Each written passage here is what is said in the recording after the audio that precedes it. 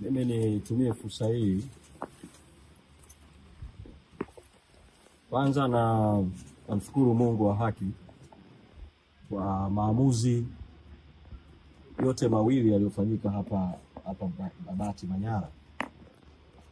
Uamuzi wa tarehe 28 mwezi wa 8 uliofanywa na Jaji Kamuzora Devota, ambaye yeye alifanya maamuzi makubwa mawili katika maombi yetu ya awali ya kufungua kesi ya mapitio ya kimahakama kwa maana judicial review. Na kwanza alitukubalia kwamba tuna haki ya kufungua maombi ya mapitio ya kimahakama kwa maana judicial review, na tukapewa siku 14 kufungua hayo maombi ya kupinga uamuzi wa msajili. Kwa huo ni uamuzi wa kwanza kubwa uliofanyika tarehe 28 mwezi wa 8.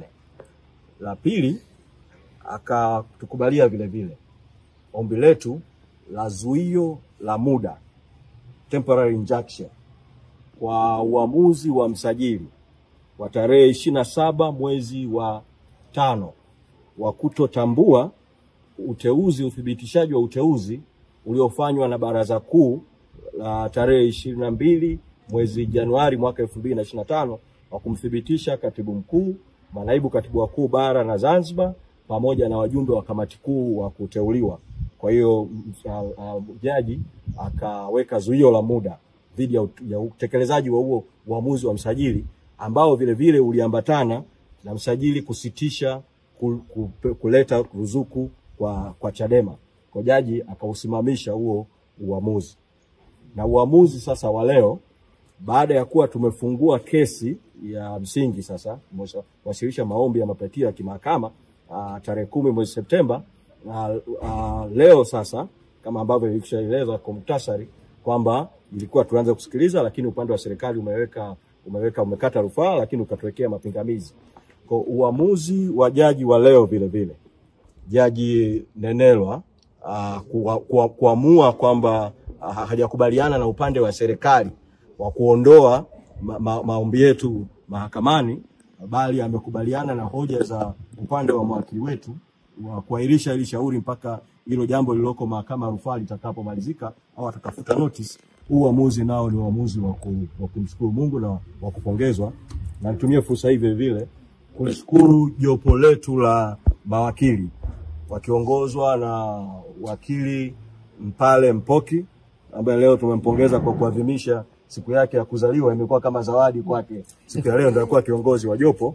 Lakini mshukuru vile vile wakili Tadei Lista, wakili mwenyeji. Tumshukuru vile vile wakili Samuel Welwel, ambaye vile ni mwenyeji na ni mwenyekiti wa kanda ya kaskazini.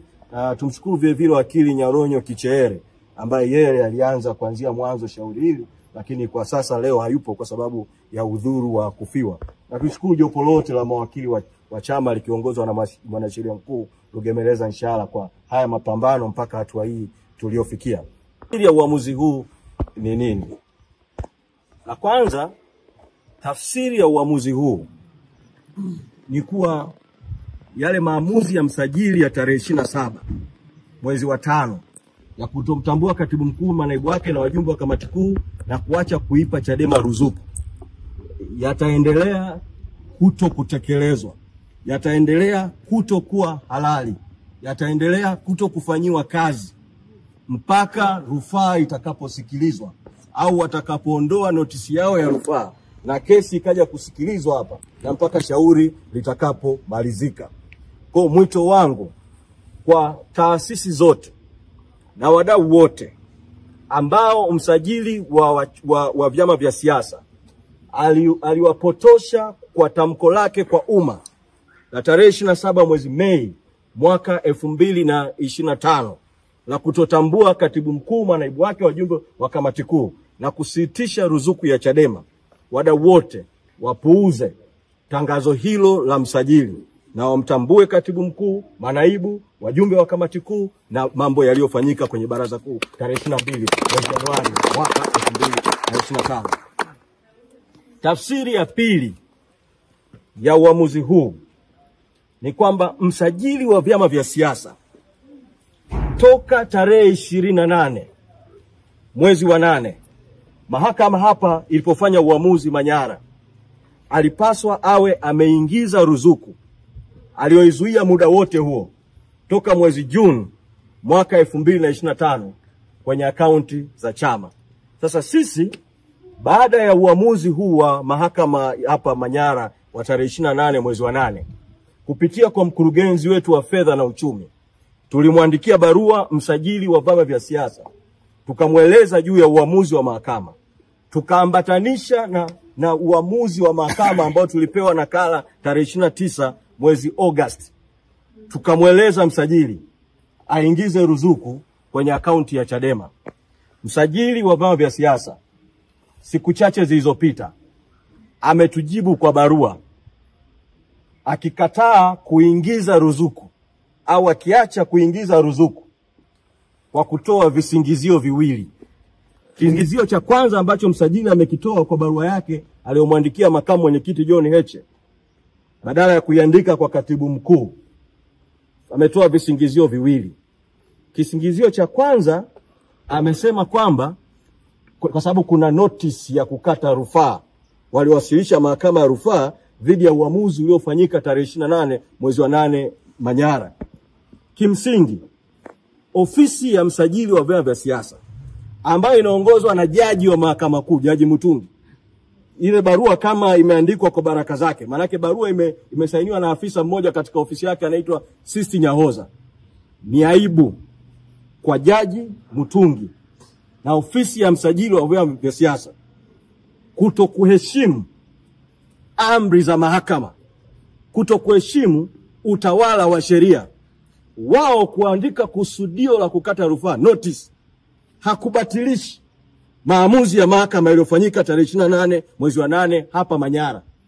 Kwa kupitia mkutano huu, kupitia mazungumzo haya, namtaka msajili wa vyama vya siasa asikilize kauli ya jaji mkuu aliyoitoa karibuni ya kutaka watu wote, taasisi zote, ziheshimu utawala wa sheria, ziheshimu hukumu za mahakama, atekeleze hukumu ya mahakama. Msajili ametoa kisingizio cha pili katika barua yake kwamba hawezi kuingiza ruzuku eti kwa sababu chama cha Chadema kimewekewa zuio lingine la kimahakama kupitia kesi iliyofunguliwa Dar es Salaam na Said Issa na wenzake, kesi ambayo chama kimeshtakiwa bodi ya udhamini na katibu mkuu. Kwa kutokana na lile zuio la tarehe 10 mwezi Juni mwaka 2025, anadai eti sasa hawezi kupeleka ruzuku. Hiki nacho ni kisingizio cha uongo, kwa sababu zuio lile dhidi ya bodi ya wadhamini na dhidi ya katibu mkuu wa chama linahusu kutumia mali na rasilimali za chama kufanya shughuli za kisiasa. Lakini mahakama hiyo hiyo Dar es Salaam katika maamuzi iliyotoa mara mbili, mara ya kwanza tarehe 18 mwezi wa 8 tulipoweka mapingamizi mbalimbali, mara ya pili mahakama kupitia kwa Jaji Mwanga imetoa uamuzi mwingine tarehe 29 mwezi wa 9, siku chache zilizopita. Maamuzi yote hayo mahakama inasema kwamba kuwepo kwa zuio la mahakama hakuizuii bodi ya wadhamini kuendelea na wajibu wake wa kisheria kwa mujibu wa katiba ya chama, kumiliki, kulinda na kusimamia rasilimali za chama, kuendesha akaunti za chama. Kwa malengo hayo tunahitaji rasilimali zetu, mali zetu ambazo ni ruzuku ziko ndani ya ofisi ya msajili, ziingizwe katika akaunti ya chama, ziendelee kulindwa na bodi ya wadhamini. Ni katika muktadha wa uamuzi huo huo mahakama hiyo hiyo, pamoja na kuwa kuna zuio, imetoa nafasi kwa katibu mkuu kuingia ofisini kufanya majukumu yale ya nyaraka walizoomba mahakamani katika muda huo tuliopewa. Kwa hiki ni kisingizio kwa kweli cha kijinga na kinyume cha utawala wa sheria. Ninachokiona mimi kwa uzoefu wangu wa kuwa bungeni, uzoefu wangu wa kuwa kwenye chama, ofisi ya msajili iko chini ya ofisi ya waziri mkuu. Inapoletewa pesa za ruzuku, inaziingiza kwa vyama zikipitia ofisi ya msajili. Kwa kawaida, miaka ya fedha ikipita, yani financial year ikiisha mwisho wa mwezi Juni, ofisi ya msajili inawajibika kisheria kurudisha fedha kwa ofisi ya wizara ya fedha. Lakini kwa uzoefu wa nyuma, ofisi ya msajili imekuwa ikichenga kupeleka fedha kwenye baadhi ya vyama vya upinzani, na hizo pesa zinazobaki ofisi ya msajili zinaliwa na wajanja. Sisi hatuko tayari pesa za Chadema ziibwe na msajili na kikundi kingine cha watu. Na tunamtaka waziri mkuu ambaye ofisi ya msajili wa vyama iko chini yake, na yeye kwa hatua yake aingilie kati, na wakati tunasubiri kauli ya waziri mkuu, kauli ya msajili na vyombo vya habari muwatafute, watoe kauli. Sisi kama chama vile vile tunashauriana na mawakili wetu kuona hatua za ziada ambazo tunaweza kuchukua dhidi ya msajili. Nashukuru huu uamuzi wa hapa Manyara wa leo, kwa sababu tulisema awali, baada ya sisi kuanza mkakati wa no reform no election, kuna njia nyingi sana zinatumiwa na watawala kudhibiti no reform no election. Kesi mbalimbali ambazo zimefunguliwa. Uamuzi wa msajili kutomtambua katibu mkuu, manaibu katibu wakuu na kamati kuu na secretariat, kimsingi ulilenga kukifanya chama kikose chombo cha kiutendaji cha kiuendeshaji katika mapambano ya no reform no election. Mpaka katika hatua ya sasa, pamoja na vizingiti vyote tulivyopita, rai yangu kwa wanachadema, tuendelee na mapambano ya no reforms no election mpaka kieleweke. No reforms no election. No reforms no election. No reforms no election. Sasa nitumie fursa hii nikimalizia kuwashukuru sana wananchi wa Tanzania kwa kweli, kwa sababu kwa katiba ya nchi yetu pamoja na ubovu wake, ibara ya 8 ya katiba inasema madaraka na mamlaka ni ya wananchi. Lengo la serikali ni ustawi wa wananchi. Serikali itawajibika kwa wananchi. Hiyo ni ibara ya 8.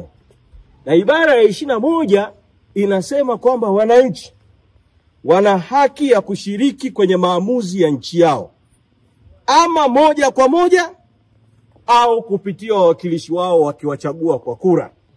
Mimi niwapongeze wananchi wa Tanzania.